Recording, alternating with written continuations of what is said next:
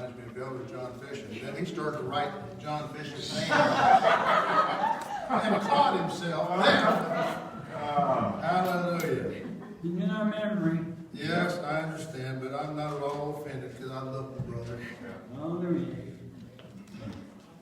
Ecclesiastes 12, verse 1. Oh, got to get the ICD out. Yeah.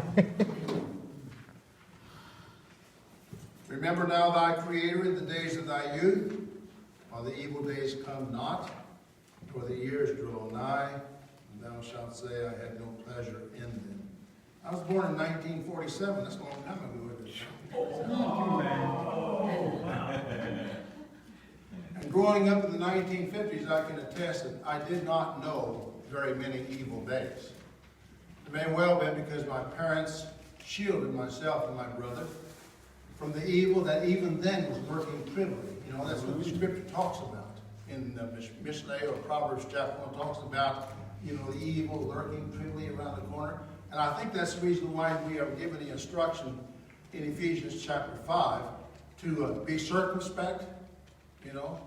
And I can think of other scriptures that are parallel to that, like look well to your going, ponder the path of your feet, guide your affairs with discretion. All that's in the word of Yahweh.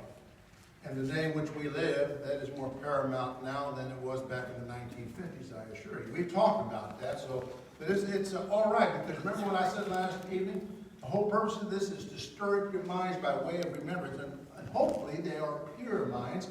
And just to recap briefly, if you'll remember, I said last evening, the way you get a pure mind is allowing Yahweh to renew the spirit of your mind. Because we are not supposed to think like we thought in a former time. We are to think His thoughts.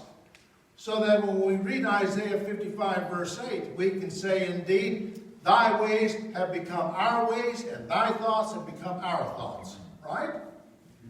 And it's a work of transformation. We read there in the book of Romans, I think it's chapter 12, it might be 15, I think it's chapter 12, it says, be ye transformed out of this world and be no longer conformed to it. Then Ephesians 4:23, be ye renewed in the spirit of your mind. Then we get to Romans chapter 8, verse 29, and what's he talking about there? He's talking about being conformed into the image of Yeshua HaMashiach. So there's a workmanship, a three-part workmanship Yahweh. But our part is only to yield, to be transformed by the renewing of our minds, that we may, see, and this is the last part, because there's process and order with Yahweh, that we may become conformed into the image of His dear Son. Because I assure you, as He testified Himself in the Evangel John, I do always those things that please Him, His Father. And you know what? That's my goal. And I appreciate, you know, we had such a didn't we have a wonderful time, Brother Reuben, talking at the table? Wonderful time. And you know, we discovered